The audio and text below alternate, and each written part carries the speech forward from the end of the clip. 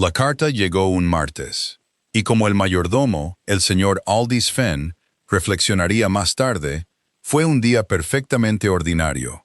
Un día ordinario para recibir una sentencia extraordinaria. Estaba sobre la bandeja de plata en el vestíbulo de la casa Vanley. Era como una piedra arrojada en aguas tranquilas. Pequeña, de color crema, sellada con una impresión de cera. El sello ya había comenzado a agrietarse en los bordes por el frío del viaje. Afuera, el cielo de noviembre se cernía sobre los páramos de Derbyshire. Parecía un moretón que no se desvanecía, y el viento se movía entre los olmos con ese gemido particular. Un sonido que las casas antiguas siempre han sabido conducir a través de sus huesos. Bajo, sostenido e íntimo. Como el dolor se mueve a través de las personas que han aprendido a no mostrarlo. La gran casa, con sus 47 habitaciones, no había estado realmente cálida en 3 años, quizás más. Las chimeneas del ala este tiraban mal. Los fuegos encendidos allí arrojaban más humo que calor, y los suelos de piedra en el pasillo de los sirvientes retenían el frío desde octubre hasta abril. Era como una penitencia que habían acordado realizar anualmente, y de la que no se les podía disuadir. El techo sobre la galería de retratos goteaba desde la primavera anterior, y el yeso del techo en el salón azul se había desprendido en una única y dramática lámina una mañana de octubre. Hizo que un lacayo se zambullera bajo el escritorio para protegerse. Nadie lo había reparado. Nadie, al parecer, había dado la orden. La casa era un monumento a las cosas que no se habían hecho, y el frío que se movía por sus pasillos en noviembre era el frío particular de la negligencia, no el frío honesto de un lugar que nunca ha conocido el calor, sino el frío más gélido y triste de un lugar que una vez fue cálido y ha olvidado cómo serlo. Vanley había sido, en tiempos del tercer duque, una de las mejores casas del condado. El cuarto duque la había malgastado. El quinto había heredado las consecuencias. Dentro del vestíbulo, el señor Aldis Fenn sostenía la bandeja. Lo hacía con la cuidadosa quietud que había practicado durante 31 años de servicio. Y observaba al hombre frente a él leer la carta por segunda vez. El duque de Vanley, Edmund Cassius Hartwell, el quinto con ese título, estaba de pie junto a la ventana con el papel en sus manos. Lo rodeaba esa cualidad particular de silencio que no era paz, sino su opuesto. Tenía 44 años. Y bajo ciertas luces, parecía un hombre que había hecho un pacto privado con la fatiga, y estaba cumpliendo los términos. Su rostro era anguloso y controlado. Su postura era la de un hombre al que de niño le habían dicho que se mantuviera erguido, y nunca lo había olvidado del todo. Leyó la carta por tercera vez. Luego la dobló una vez por su pliegue original, con precisión, como si el propio pliegue no requiriera más emoción que un carpintero escuadrando una junta. Y la dejó, en el alféizar de la ventana, con la finalidad de un hombre que cierra un cajón que no desea volver a abrir. «Ella viene». «Entonces», dijo él. «Así parece, Su Excelencia», respondió Fenn. «La carta del abogado confirma la llegada para el 25 de este mes. Una señorita Cecily Ashworth, nombrada bajo los términos del codicilo de su difunto tío. Debe servir como administradora doméstica de Vanley, según las palabras de su tío, por un periodo no menor a un año calendario. Después de lo cual, el fideicomiso que gobierna el fondo de mantenimiento de la casa se vuelve totalmente accesible para Su Excelencia». Un silencio se abrió entre ellos, como una habitación en la que nadie deseaba entrar primero. Una mujer joven, Su Excelencia. Los abogados señalan que viene con considerables referencias. Y la señora Ida Voss de Edimburgo habla particularmente bien de ella. El duque se apartó de la ventana. Lo que había en su expresión en ese momento no era ira. La ira era demasiado cálida para eso. Era algo más frío. Un rechazo antes de la llegada. Un juicio emitido sobre la base de una categoría en lugar de un carácter. Él Fenn lo sabía, acostumbrado a ese tipo de certeza. Era la herencia de un tipo particular de hombre. El tipo que desciende a través de las grandes casas como una corriente de aire a través de un mal acristalamiento. No se siente como crueldad por aquel en cuyos huesos vive. Solo por aquellos que están a sotavento de él. «Dale 2 meses», dijo el duque, y en su voz no había exactamente crueldad, pero algo lo suficientemente cercano como para que la crueldad pudiera tomarlo prestado sin presentación. 2 meses. Luego admitirá que la tarea la supera, o encontrará alguna otra causa para marcharse. De cualquier manera, me libro de la obligación del codicilo, y podremos proceder con los abogados a través de los canales adecuados. Fenn no dijo nada. Era un hombre que había entendido hacía mucho tiempo que su silencio era parte de la arquitectura de esta casa. De carga, nunca decorativo. Asegúrate de que le den las habitaciones del ala este, añadió el duque, moviéndose hacia el estudio. Las que están sobre el jardín, las que están debajo del techo que gotea, no dijo Fenn. Simplemente inclinó la cabeza y esperó hasta estar solo en el vestíbulo. Luego, miró la bandeja de plata en sus manos y el espacio donde había estado la carta, y se permitió 3 segundos de una expresión que su rostro nunca mostraba en compañía. Algo entre la preocupación y la curiosidad, algo como el comienzo de una pregunta para la que aún no tenía palabras. Había estado al servicio de Vanley desde que tenía 23 años. Había servido al cuarto duque, el padre de este duque, y había aprendido en ese servicio una especie particular de silencio, el silencio de un hombre que ve claramente lo que sucede a su alrededor, y no tiene medios autorizados para decirlo. Había guardado ese silencio a través de muchas cosas. Lo guardaba ahora. Dejó la bandeja, enderezó los hombros y fue a ver las habitaciones del ala este. Pero había algo en el tono del duque, en esa particular seguridad, en ese «dale 2 meses». Algo que, si uno escuchaba con atención, no era certeza en absoluto. Era el sonido de un hombre que aún no había oído lo que se avecinaba, y que durante algún tiempo no entendería que la llegada ya había comenzado. Ella llegó el 25 de noviembre como se había prometido, lo que significaba que Fenn había tenido 15 días para preparar las habitaciones del ala este, a un nivel que él personalmente consideraba vergonzoso, pero que era lo mejor que los medios actuales de la casa podían ofrecer. Una rejilla barrida, ropa de cama fresca, una lámpara de aceite que ardía limpiamente, y una ventana que había sido reparada la primavera anterior, pero que todavía traqueteaba cuando el viento del norte doblaba la esquina del patio. Estaba en el camino de entrada con 2 lacayos jóvenes, hermanos, los chicos Pell. Tenían 17 y 19 años, respectivamente, y compartían la tendencia a contener la respiración cuando estaban nerviosos, y observaron cómo el carruaje alquilado subía por la avenida entre las hayas. Ella bajó sin ayuda. Eso fue lo primero que notó Fenn. El cochero se movió para ofrecerle la mano, y ella ya estaba en la grava antes de que él hubiera completado el gesto. No con la brusquedad de alguien que quiere dejar algo en claro, sino con la facilidad de alguien que simplemente no requería la pausa. Tenía quizás 26 años, aunque se comportaba de una manera que hacía que la edad pareciera un cálculo frívolo.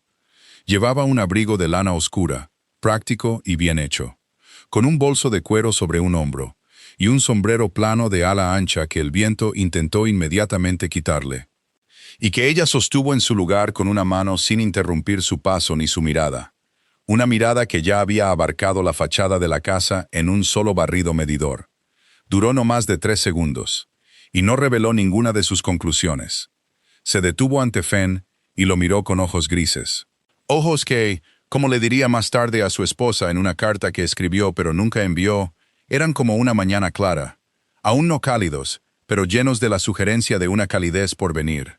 «Señor Fenn», dijo ella, no como una pregunta. «Señorita Ashworth, bienvenida a Vanley». Ella miró más allá de él, hacia la casa.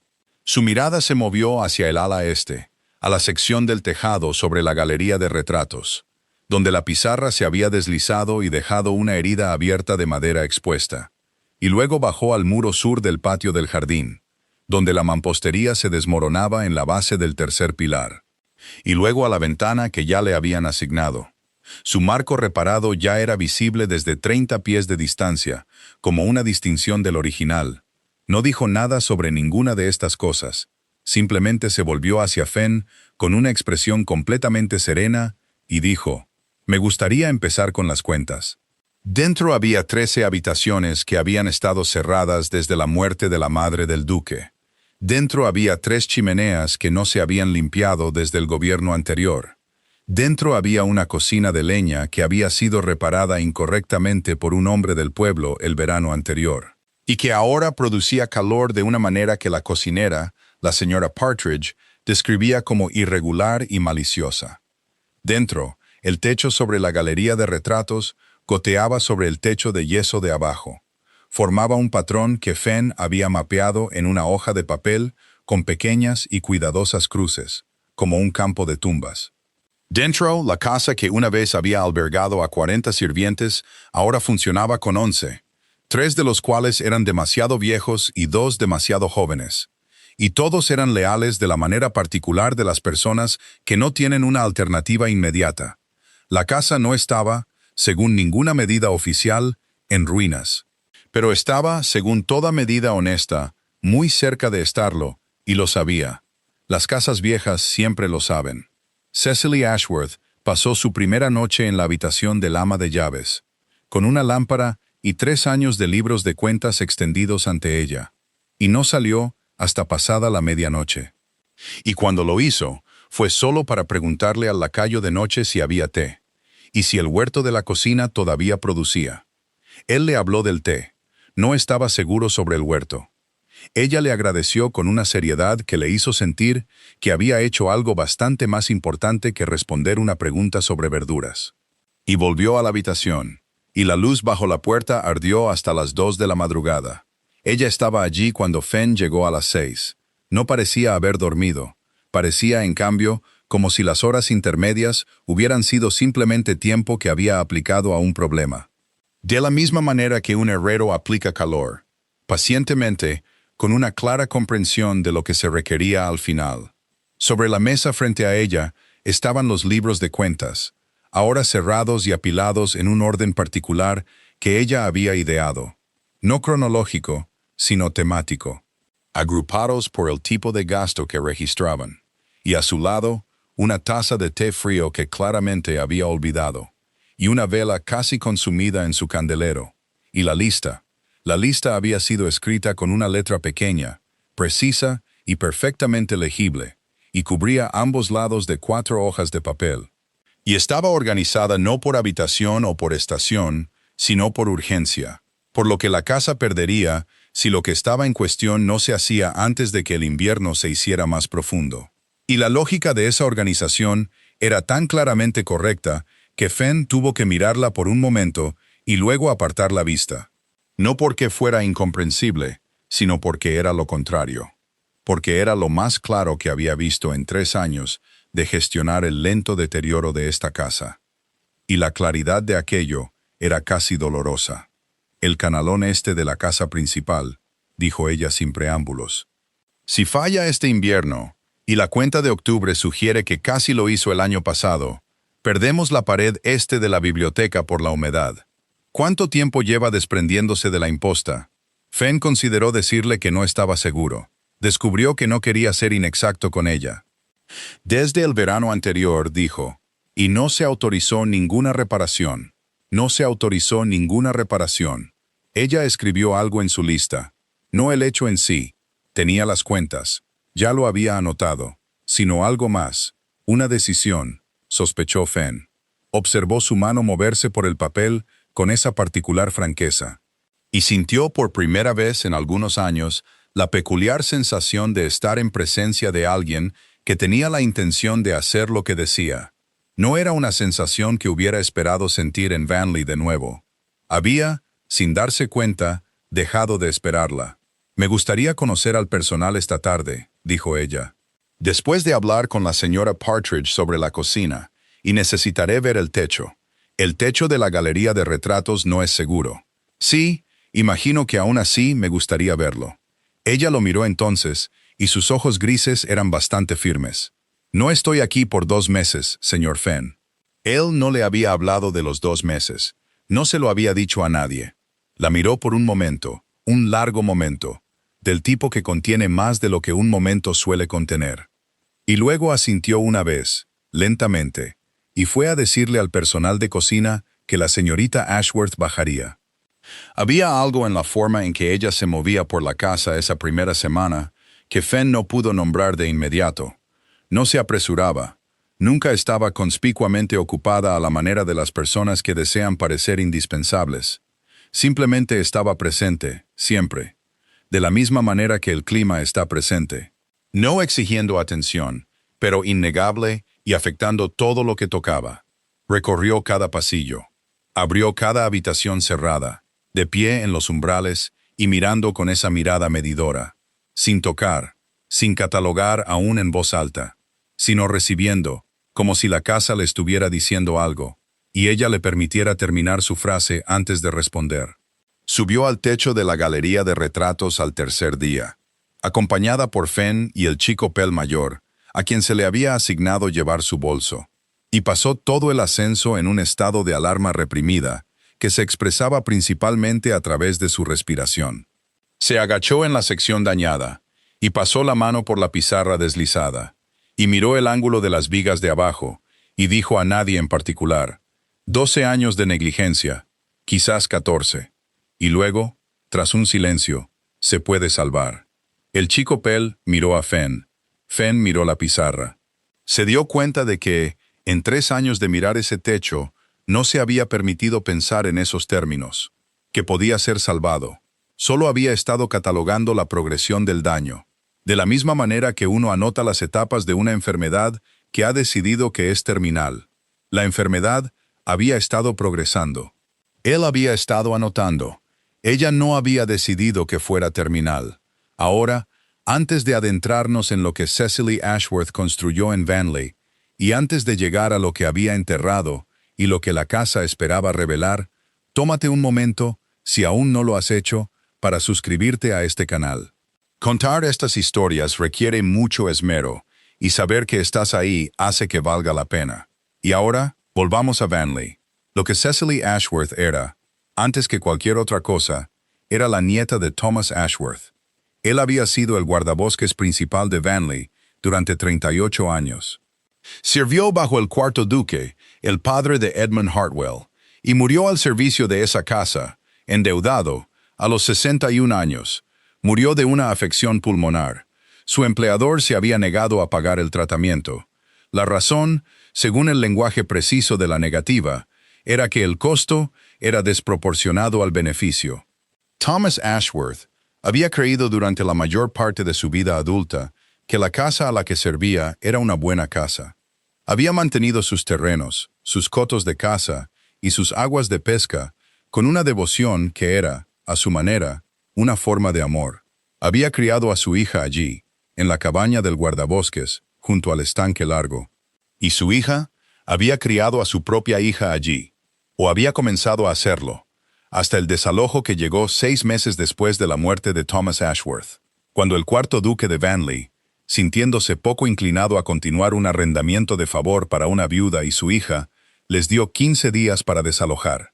Y lo llamó generosidad que los 15 días no fueran una semana. Cecily tenía 9 años. Recordaba el estanque. Recordaba la forma en que la luz de la mañana cruzaba el agua en invierno, delgada, plateada y específica, de una manera que ninguna luz que había encontrado desde entonces había sido tan particular como esa. Recordaba a su abuelo caminando por el muro del límite con su bastón, su aliento en el aire frío, su lento y fiel examen de todo lo que estaba a su cuidado. Recordaba la palabra que usaba para ello, la vieja palabra para la ronda diaria de un guardián. La llamaba su lectura de la tierra. Él creía, pensaba ella, que los lugares podían ser escuchados si escuchabas con suficiente atención, y que escuchar era la primera obligación de la administración. Ella había escuchado a Vanley desde el momento en que subió por ese camino. La había oído claramente. Su costo, su dolor, su extraordinaria y despilfarrada belleza. Su paciente y abusado potencial. Y había comenzado a formar, con la precisa instrumentalidad de alguien que ha estado planeando algo durante mucho tiempo, la respuesta. El quinto duque tenía que agradecer, o maldecir, al codicilo del testamento de su tío Reginald por su presencia. El viejo Lord Reginald Hartwell había sido, por acuerdo universal, un hombre de inusual claridad ética en una familia no distinguida por ello. y había sabido en su último año que Vanley estaba fallando. También había sabido, a través de canales a los que Cecily había trabajado 5 pacientes años para acceder, algo de la historia de los Ashworth, y algo de la conducta de su hermano en el asunto del desalojo y del estipendio médico negado. No podía deshacer el pasado. No podía resucitar a Thomas Ashworth, ni devolverle a la viuda su cabaña junto al estanque, ni devolverle a la niña la luz particular de esas mañanas de invierno. Lo que sí podía hacer era diseñar un futuro en el que la mujer mejor cualificada para restaurar Vanley, y con el reclamo más honesto para entenderla, recibiera la autoridad y el tiempo para hacer exactamente eso. Le había encargado a sus abogados que encontraran a Cecily Ashworth. Había escrito el codicilo con el lenguaje cuidadoso de un hombre que entendía que los documentos legales, como toda arquitectura, deben construirse para resistir la presión desde fuera y desde dentro. Y había muerto en septiembre de hacía 2 años con, según informó su ayuda de cámara, algo muy parecido a la satisfacción. Cecily había leído el codicilo y había llorado una vez, en privado, por el anciano que nunca había conocido y que había intentado corregir lo que él no había hecho mal, pero no se había detenido. Había llorado por su abuelo también, y por su madre, quien había vivido sus años restantes en una habitación alquilada en Chesterfield, y que nunca había hablado de Vanley excepto como un lugar que una vez existió, de la manera en que la gente habla de un país en el que nacieron y del que fueron obligados a irse. Su madre había muerto cuando Cecily tenía 19 años, y no le había dicho, con todas las letras, que volviera. Pero había guardado en una caja bajo su cama un pequeño frasco de vidrio con tierra del jardín de la cabaña junto al estanque, y Cecily lo había encontrado cuando limpió la habitación, y lo había entendido como la instrucción que era. Guardó el codicilo y el frasco de tierra en su bolso, y comenzó a hacer sus preparativos. Había estudiado arquitectura doméstica y gestión del hogar con la señora Ida Voss en el Instituto de Edimburgo, una mujer de legendaria inteligencia práctica que había restaurado 2 grandes casas escocesas de la ruina, y que tenía opiniones sobre el mortero de cal que se acercaban a lo teológico en su convicción. Había pasado un invierno en York examinando un proyecto de restauración de una terraza georgiana en ruinas, aprendiendo el vocabulario de drenajes fallidos y carpintería defectuosa, y las etapas precisas por las que un edificio pasa de descuidado a en peligro y a desaparecido. Había pasado un verano en Somerset, aprendiendo el lenguaje particular de los techos de plomo con goteras, de un hombre llamado Greer, que había estado subiendo a ellos desde antes de que ella naciera, y que podía leer un techo de la misma manera que su abuelo había leído la tierra. No solo su estado actual, sino su historia y su futuro probable. Había ahorrado dinero rigurosamente durante años para el costo de los materiales que sabía que las cuentas de la casa no podrían soportar inicialmente. Tenía un contacto entre los ferreteros de Sheffield que le debía una cortesía profesional, y había acordado mantener precios favorables para el día en que los necesitara. Tenía un primo que era un yesero de calidad excepcional que trabajaba en Derby, un hombre cuya paciencia con los techos dañados era, en su oficio, una especie de leyenda. Tenía cartas cuidadosamente guardadas y renovadas periódicamente de 3 maestros artesanos, quienes habían acordado asumir el trabajo en Vanley por tarifas que reconocían la importancia histórica de la casa, sin exigir lo imposible de sus agotadas cuentas. No había hecho nada de esto descuidadamente. No había hecho nada de esto rápidamente. Lo había hecho de la misma manera que su abuelo había caminado por los muros de sus límites. Metódicamente, fielmente, con la visión a largo plazo en mente, y con el entendimiento de que lo que estabas preservando importaba más que el ritmo de la preservación. El duque se reunió formalmente con ella el segundo jueves de diciembre, 5 semanas después de su llegada, en el estudio que una vez había sido de su padre y que conservaba en su cuero y su particular calidad de polvo asentado un vago aire conmemorativo.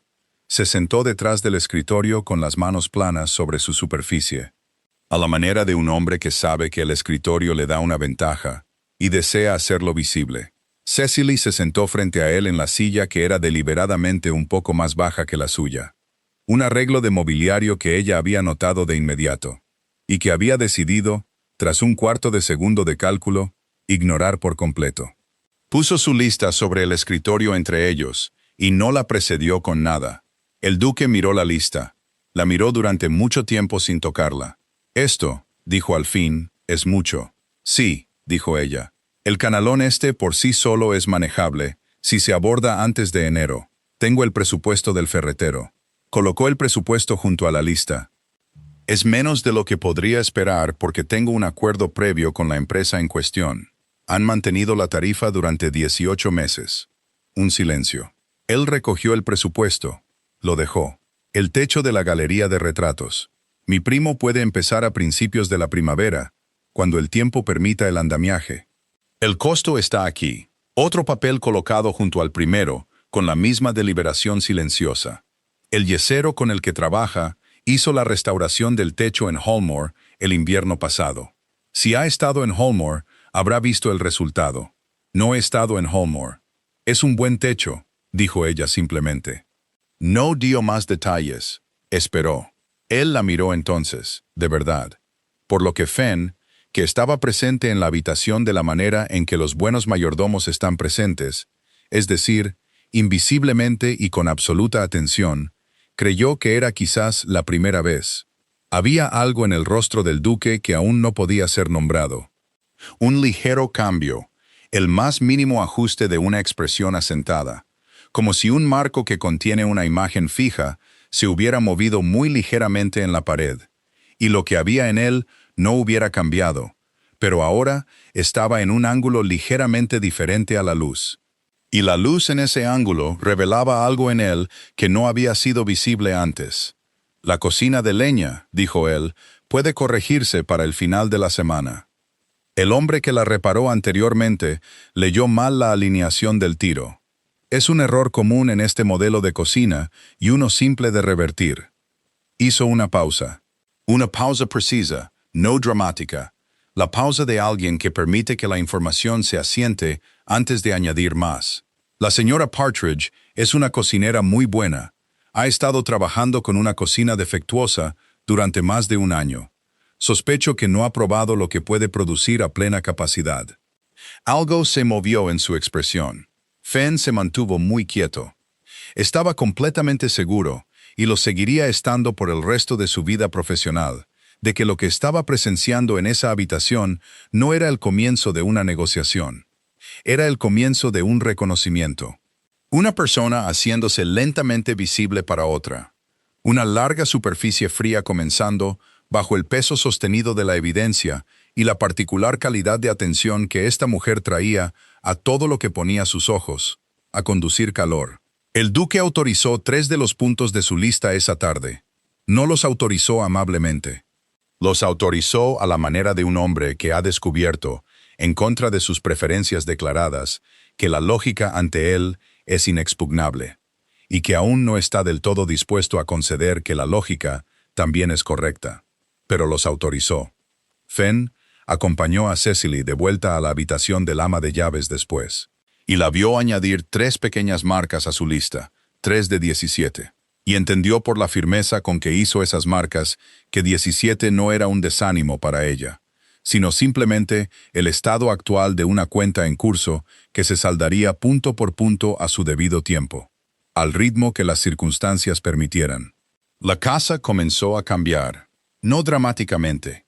Nunca cambiaría dramáticamente bajo la gestión de Cecily Ashworth, porque ella no creía en el drama como método de mejora, solo como un síntoma de cosas dejadas demasiado tiempo sin atender. Cambió de la manera en que un cuerpo se recupera desde dentro. Lentamente, en el ordenamiento de las cosas necesarias, en la restauración de la función a sistemas que habían dejado de funcionar silenciosamente. La cocina de leña fue corregida el viernes siguiente a la reunión. La señora Partridge produjo el sábado por la noche un asado que emocionó silenciosamente al lacayo joven, y que el duque comió sin comentarios, pero terminó por completo, lo que aquellos que lo conocían entendieron como el mayor cumplido. El canalón este fue reparado antes de la helada fuerte de enero, y la pared este de la biblioteca se mantuvo seca durante 15 días de lluvia. Lluvia que el año anterior habría producido 3 cubos en el suelo y una mancha creciente en los estantes inferiores. Las habitaciones cerradas fueron aireadas y evaluadas una por una, siguiendo un horario que Cecily mantenía con la misma precisión que aplicaba a todo. Se descubrió que algunas requerían un trabajo significativo. 2 de ellas, ambas en el pasillo norte, ocultaban tras sus puertas cerradas una colección de muebles que habían sido listados como perdidos o desechados en las cuentas de la finca de hacía 4 años, y que en realidad eran de un valor considerable, y que Cecily anotó en un apéndice de las cuentas con una neutralidad que de alguna manera tenía más peso que cualquier acusación directa. Ella no peleaba con el duque, no discutía, ni hacía campaña, ni llevaba sentimientos al estudio. Donde sus reuniones se volvieron semanales en enero y 2 veces por semana en febrero, a medida que el impulso del trabajo requería una autorización más regular. Ella traía planes, traía presupuestos, traía el testimonio de sus artesanos en un lenguaje sencillo y la evidencia visible de lo que ya se había hecho, y dejaba que la evidencia hablara con la paciencia de alguien que ha entendido durante mucho tiempo que la verdad no necesita defensa. Solo necesita una línea de visión clara y tiempo suficiente. El duque miró la pared este de la biblioteca, seca tras su prueba más dura, y no dijo nada. Pero autorizó el techo de la galería de retratos y tampoco dijo nada al respecto. Solo escribió su nombre al final del documento pertinente, con la misma mano controlada que ponía en todo. Y cuando Fenn le agradeció en nombre de la casa, el duque dijo simplemente: «Asegúrate de que se haga correctamente». Se hizo correctamente. El primo de Cecily llegó en marzo con su yesero y 3 aprendices, y durante 6 semanas la galería de retratos resonó con un trabajo cuidadoso, y los antepasados de la familia Hartwell fueron reubicados temporalmente en el estudio, el cual ya estaba, en pequeños incrementos, cambiando su carácter. Sus puertas permanecían abiertas más a menudo que antes. La luz de las ventanas del sur ahora se admitía más adentro del interior de la casa, como si las habitaciones estuvieran aprendiendo muy lentamente que no tenían que estar selladas unas contra otras. Encontró las cartas en abril. Estaban en el segundo cajón del escritorio del administrador en la oficina de la finca, una habitación que ella había reclamado como su propio espacio de trabajo en enero, después de haber pasado sus 2 primeros meses en el escritorio del ama de llaves y encontrarlo ya no adecuado para la escala de lo que ahora gestionaba. El escritorio había pertenecido al anterior administrador de la finca, quien había dejado el servicio de Vanley hacía 4 años, en circunstancias que el personal restante describía solo de forma indirecta, con una calidad de incomodidad que le dijo a Cecily que la partida no había sido del todo voluntaria. Había estado revisando su contenido sistemáticamente desde que tomó la habitación, catalogando, descartando lo obsoleto, archivando lo que no lo era. El segundo cajón había estado atascado desde enero. Lo había dejado y vuelto a él 2 veces.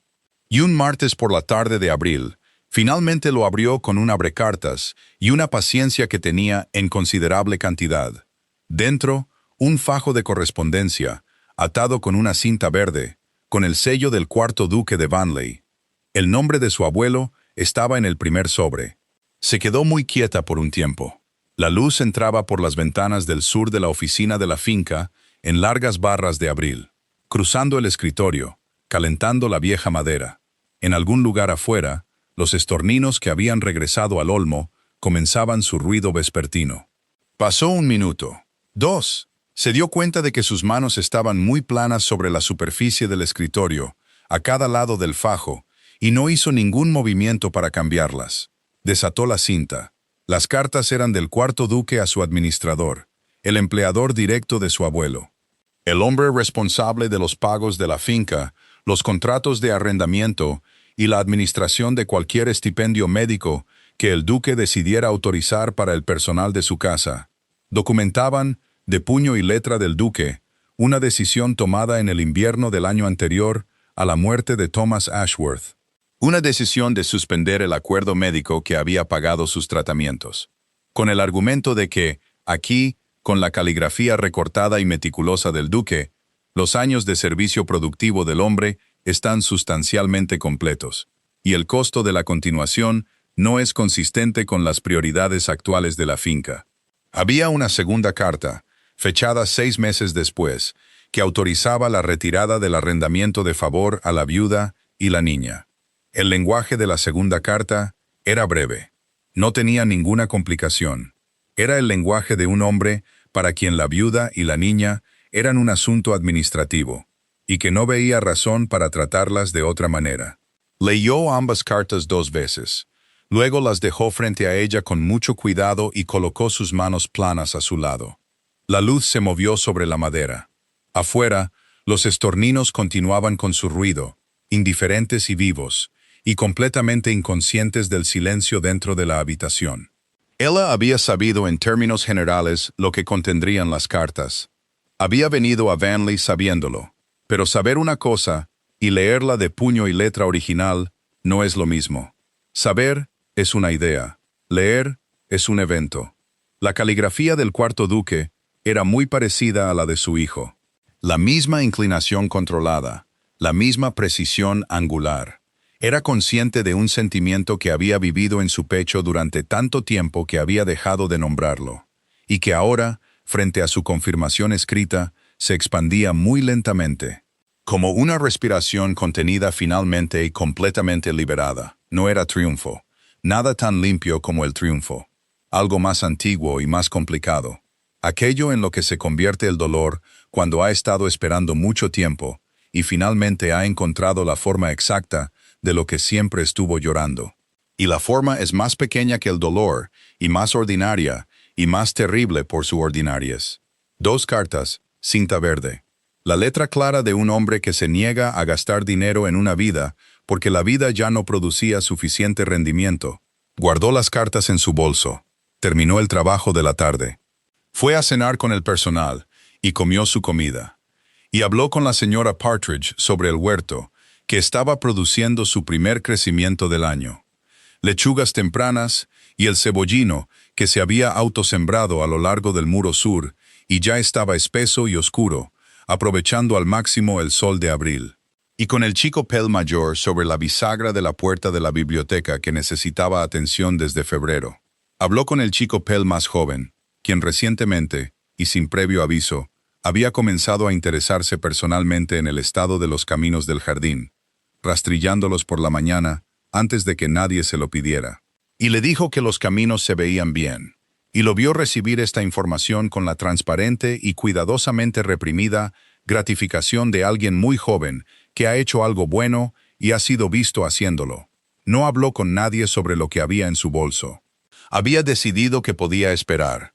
Había estado decidiendo que podía esperar durante 5 años en abstracto, y descubrió que era capaz de decidirlo por unos meses más en lo particular. Lo que pretendía hacer con las cartas no era venganza. Nunca había querido venganza, que es algo breve.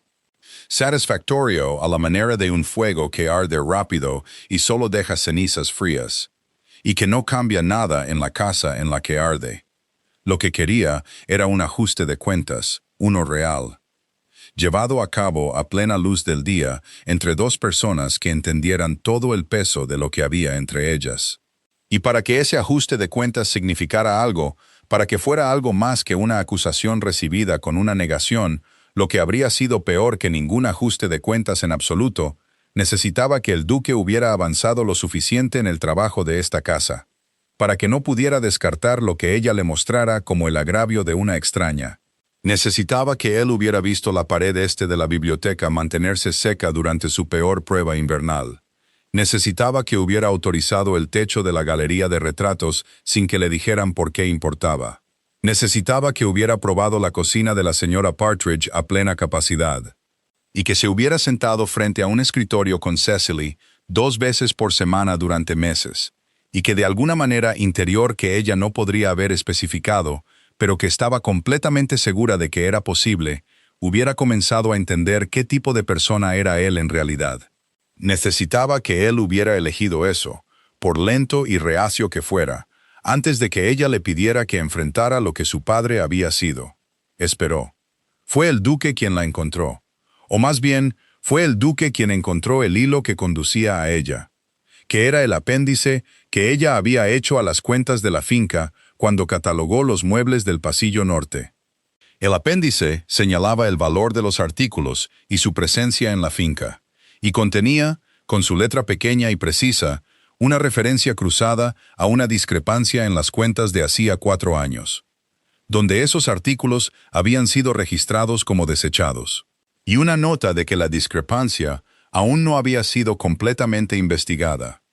Él había estado revisando las cuentas trimestrales, un hábito al que había vuelto con creciente regularidad, sospechaba ella, porque las cuentas eran ahora, por primera vez en varios años, algo que podía leer sin la particular sensación de caer. Y había notado la referencia, y le había preguntado a Fenn, y Fenn lo había llevado a la oficina de la finca, donde Cecily estaba trabajando un martes por la mañana de mayo. Ella levantó la vista de su escritorio y vio su rostro, y entendió de inmediato que el momento por el que había sido paciente había llegado. Colocó las cartas sobre el escritorio entre ellos sin preámbulos, como colocaba todo entre ellos claramente, directamente, sin adornos y sin demora. Él se quedó muy quieto. Miró los sellos, miró la dirección en el primer sobre. Thomas Ashworth, guardabosques principal, y luego su rostro, y luego de nuevo las cartas. Y algo ocurrió en su expresión que Fenn, de pie en el umbral donde se había colocado sin que se lo pidieran, no tenía palabras para describir, pero pasaría mucho tiempo después tratando de hacerlo. Era la mirada, Lexavie, escribió finalmente a su esposa, de un hombre que ha estado de pie en una casa que creía conocer. Y de repente ha entendido por primera vez que una de sus paredes no es una pared en absoluto, que ha sido una puerta todo el tiempo. «Por esto viniste», dijo el duque. No una acusación, no exactamente una pregunta, más bien como un hombre descubriendo las coordenadas de un lugar en el que había estado durante meses sin saber su nombre. «En parte», dijo ella. «¿Y la otra parte?» Miró por la ventana del sur, a la luz en el suelo de esta habitación que una vez fue la oficina del administrador, donde se habían redactado y enviado las órdenes para la vida de su abuelo y el arrendamiento de su madre. «La casa necesitaba ser salvada», dijo ella. «Eso también es cierto». Él miró las cartas durante mucho tiempo. No las recogió. Las miró de la misma manera que un hombre mira un objeto, que es simultáneamente muy importante y muy doloroso, de la manera en que las cosas más importantes suelen ser. Sus manos, que normalmente estaban tan controladas, se habían ido al borde del escritorio, y lo estaban agarrando con una presión que blanqueaba ligeramente los nudillos. Esa señal involuntaria que ella había notado meses atrás y que entendía como su versión de lo que otras personas expresaban en voz alta. No dijo nada durante un buen rato. La luz de las ventanas del sur cruzó la habitación y llegó al escritorio, y se posó sobre la cinta verde, todavía doblada en su superficie. «Mi padre», dijo al fin. No era una pregunta, era una llegada. Sí, un silencio. «Entonces, viniste aquí sabiendo esto». «Vine aquí sabiendo lo que él hizo», dijo ella. «Vine aquí sin saber si tú lo sabías o si eras como él». Lo dijo sin agresión y sin teatro, como un hecho que había llevado durante muchos años y que ahora estaba dejando en el único lugar donde siempre había merecido descansar. Ahora sé la respuesta. Él guardó silencio por un tiempo. Afuera, una paloma torcaz se había instalado en el olmo sobre el patio y estaba haciendo su sonido circular y paciente. Los estorninos se habían ido al norte hacía mucho tiempo. «¿Qué quieres?», dijo al fin. Y era, reconoció ella, una pregunta genuina. No una preparación para un golpe, sino una apertura real. La pregunta de un hombre que se ha quedado completamente sin sus certezas previas. Y está de pie, quizás por primera vez en muchos años, al aire libre. Ella lo miró fijamente. «Quiero», dijo, «que el muro del huerto sea reparado antes del verano. La sección sur está fallando en los cimientos y no sobrevivirá otro invierno intacta. Quiero que el resto de los muebles del pasillo norte se cataloguen adecuadamente y que las ganancias de cualquier venta se destinen a las reparaciones de las ventanas de la biblioteca, que no pueden esperar más allá del otoño. Quiero una revisión exhaustiva de los contratos de arrendamiento de las cabañas restantes de la finca, porque no menos de 3 incumplen el estándar básico de condición habitable. Y no tendré mi nombre en cuentas que tratan a la gente de la manera en que tu padre trató a la mía. Se detuvo. Él no se había movido. La estaba mirando con una expresión que no le había visto antes. No la evaluación controlada, no el rechazo glacial de las primeras semanas, sino algo más tranquilo, más interior, más honesto. El rostro de un hombre que acaba de comprender todo el alcance de dónde está y cómo llegó allí. ¿Eso es todo?, dijo él, no como una pregunta. Por ahora, dijo ella. Y luego, porque era la nieta de su abuelo, que había caminado cada límite de su tierra con él, y entendía que las cosas que más importan suelen ser las más simples de decir. Quiero que la casa viva. Eso es lo que siempre he querido. Él guardó silencio por un largo momento. Luego dijo, con una deliberación que Fenn reconocería más tarde como el sonido de un hombre tomando una decisión que pretendía mantener. Entonces, nos aseguraremos de que lo haga. Autorizó los 7 puntos restantes de su lista esa tarde. No lo hizo amablemente. Exactamente.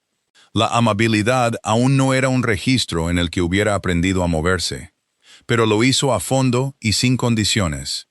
Y añadió al final de la autorización de revisión de arrendamientos, de su propio puño y letra, y sin que se lo pidieran, una línea que requería que la revisión se completara para finales de junio, y que cualquier reparación necesaria comenzara antes del otoño. Fenn trajo los papeles a las 4. El duque firmó cada documento con la misma mano controlada que aplicaba a todo, y cuando terminó, dejó la pluma y se sentó por un momento sin hablar. Wei Fenn, que llevaba 31 años de servicio y había aprendido la taxonomía precisa de los silencios de su empleador, reconoció este como nuevo. No el silencio de un hombre que no tiene nada que decir, sino el silencio de un hombre que está diciendo algo en privado que aún no sabe cómo decir en voz alta, y que quizás, por primera vez, no lo está descartando. Fenn se retiró sin decir una palabra. Volvió a la oficina de la finca e informó a Cecily que todos los documentos estaban firmados, y ella dijo gracias en el tono que usaba para las cosas que eran realmente muy significativas, y volvió a su trabajo. Y Fenn volvió al suyo, y la casa continuó, como había estado continuando desde noviembre, no rápidamente, no espectacularmente, sino con la intención constante y acumulativa de algo a lo que por fin se le han dado las condiciones adecuadas para crecer. Pasó un año, y Vanley despertó. No despertó espectacularmente, no en una sola mañana, con una luz dorada inundando cada ventana, y la casa completamente realizada de una vez. Despertó de la manera en que las cosas se recuperan realmente, lentamente y por grados. El calor conduciéndose hacia afuera desde un centro restaurado. La función volviendo a un sistema descuidado y luego a otro. La casa aprendiendo de nuevo de lo que siempre había sido capaz. El techo de la galería de retratos se completó a finales de mayo. Su nuevo yeso liso y blanco, llevando el fantasma trazado del patrón georgiano original. Y cuando la señora Partridge subió a verlo, se sentó muy de repente en la silla más cercana, y se llevó el dorso de la mano a la boca, y no habló durante casi un minuto. El muro del huerto fue reconstruido en junio, correctamente. Esta vez, los cimientos se rehicieron con piedra nueva y buen mortero. Y para agosto, el jardín detrás de él producía con una generosidad que superaba incluso lo que los registros habían prometido. Coles, puerros y guisantes tardíos, y la variedad particular de judía trepadora que los registros más antiguos de la finca mostraban que Thomas Ashworth había cultivado en esos mismos bancales, la cual Cecily había conseguido a través de un semillero en Bakewell después de casi un año de correspondencia, y que creció fuerte, de un verde oscuro y trepando bajo la luz de agosto. Los muebles del pasillo norte fueron catalogados y evaluados. 6 piezas fueron a un comerciante de renombre en Sheffield. El resto fue restaurado por un artesano de Matlock, que trabajó con la paciencia de alguien que entendía que las cosas en sus manos no eran meramente muebles, sino un registro. Evidencia de lo que una casa había sido una vez y podría volver a ser. Las ventanas de la biblioteca fueron reacristaladas antes de la primera helada de octubre. Las habitaciones del ala este sobre el jardín, sus habitaciones, con su ventana traqueteante reemplazada correctamente hacía tiempo, estuvieron estancas por primera vez desde que la pizarra había fallado. Los arrendamientos fueron revisados. 2 familias recibieron reparaciones que llevaban mucho tiempo pendientes. Una familia recibió además una disculpa redactada por orden del duque y entregada por Fenn, quien realizó este servicio con la gravedad que merecía. El duque cambió. Sucedió de la misma manera que la casa cambió. No de una vez, no con un anuncio, sino en la acumulación de pequeñas decisiones que eran individualmente irrelevantes, y que sumadas a lo largo de los meses de ese año, se convirtieron en algo que sí lo era. Comenzó a caminar por la casa por las noches. No el circuito formal de un hombre realizando una inspección, sino el movimiento pausado de alguien que se reencuentra con un lugar del que había estado ausente durante mucho tiempo, incluso viviendo en él. Se le vio en la galería de retratos por primera vez en la memoria de Fenn. De pie ante el retrato del segundo duque, un hombre de temperamento aparentemente alegre y un sombrero poco práctico. Durante 10 minutos completos un martes por la noche de junio. Le preguntó a Cecily en una de sus reuniones cómo le iba a la judía trepadora en el huerto. Ella le dijo que iba muy por delante de lo previsto y que ya había alcanzado el segundo alambre del soporte. Y él dijo que eso era bueno, en el tono de un hombre para quien realmente era bueno, no simplemente una cortesía. Empezó a dejar la puerta del estudio abierta durante el día, lo que no era su costumbre, y la calidad de la luz en el vestíbulo mejoró notablemente como resultado. El brillo orientado al sur de las altas ventanas del estudio ahora se admitía en el espacio central de la casa por primera vez en años. Fenn notó todo esto. Lo notó con la cuidadosa neutralidad que aplicaba a todo y no dijo nada a nadie. Pero sí escribió una carta a su esposa ese otoño, una real esta vez que sí envió, en la que decía, sin más elaboración, que pensaba que Vanley podría estar bien después de todo. En la mañana del aniversario de su llegada, el 25 de noviembre, exactamente 12 meses, el duque fue a la oficina de la finca. Vino sin Fenn, lo cual fue lo suficientemente inusual como para que ella levantara la vista cuando oyó el golpe. Y esperó un momento antes de decir, se quedó en el umbral de una manera que no le había visto ocupar antes. Sin la cuidadosa formalidad, sin la autoridad del escritorio entre ellos, o el peso conmemorativo del estudio. Tenía algo en la mano, una pequeña maceta esmaltada en el particular azul profundo de la antigua cerámica de Derbyshire. El tipo de cosa que ha estado en el alféizar de alguien durante un siglo, y lo parece, con un solo esqueje plantado en ella que aún no había llegado a mucho. Un pequeño tallo, 3 hojas estrechas inclinadas hacia la luz que podían encontrar. La sugerencia de una intención en lugar de un logro. «Del huerto», dijo él. La dejó en el borde de su escritorio, con el cuidado de alguien que ejecuta una acción que ha pensado de antemano y desea hacer bien. La señora Partridge dice que es la judía trepadora. Una pausa. Miró la maceta, no a ella. La variedad de tu abuelo. Ella miró la maceta, las 3 hojas estrechas, sus manos, que por una vez estaban simplemente donde habían dejado la cosa, sin su habitual disposición controlada, inciertas de si quedarse o retirarse, y sin hacer ningún esfuerzo por disimular la incertidumbre. Miró la maceta durante mucho tiempo. Necesitará un tutor, dijo ella, cuando crezca. Sí, dijo él. Imagino que la mayoría de las cosas lo necesitan. Una pausa en la que la paloma torcaz en el olmo del patio hizo su sonido circular y fiable. El mismo sonido que había estado haciendo desde abril. El sonido de algo que ha encontrado su lugar y no le preocupa. La señora Partridge me dice que puede alcanzar los 8 pies para mediados de verano. Puede que tenga razón, dijo Cecily. La tierra en ese bancal es muy buena.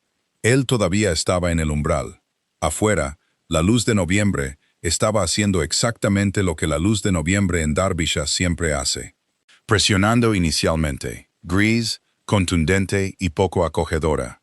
Y luego, a medida que avanza la mañana y la nube se desplaza sobre el páramo oriental, admitiendo en algún lugar por encima de la cresta una delgada línea de oro, que se extiende muy lentamente colina abajo y a través del valle, como si estuviera siendo cuidadosa con algo frágil y supiera que el cuidado es lo que el momento requiere.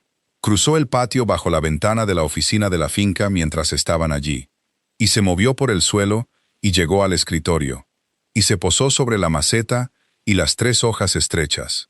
De la manera en que el calor siempre llega cuando finalmente llega, sin anunciar, sin actuar, simplemente presente, simplemente haciendo lo que hace, transformando lo que toca, sin requerir nada a cambio. Todo crece, le había dicho su abuelo una vez al borde del estanque largo, bajo la luz plateada de una mañana de invierno que ella había llevado consigo durante 17 años.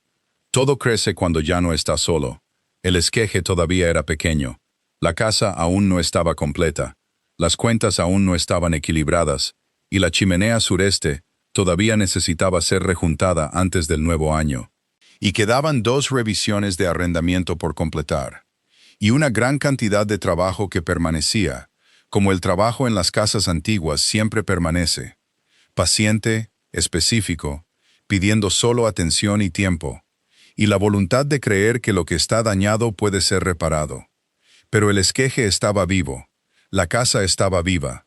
Y cuando Cecily Ashworth levantó la vista de la maceta y la luz de noviembre, y encontró al duque todavía en el umbral, quieto por una vez, sin la disposición cuidadosa, sin la gestión de lo que su rostro estaba haciendo, simplemente de pie en un umbral de su propia casa, mirándola con una expresión que reconoció no de él, sino de lo que siempre había creído posible en él.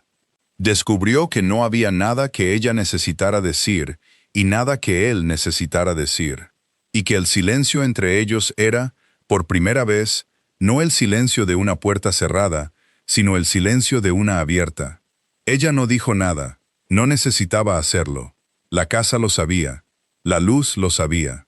Y la pequeña judía en su maceta azul profundo, 3 hojas extendiéndose hacia cualquier ventana que la mañana ofreciera, sabía de la manera en que las cosas que crecen siempre saben. No por la razón, sino por la inclinación. Por la inteligencia más antigua y fiable que existe. Que la larga y fría estación había terminado, y que algo, por fin, estaba comenzando. Y así fue.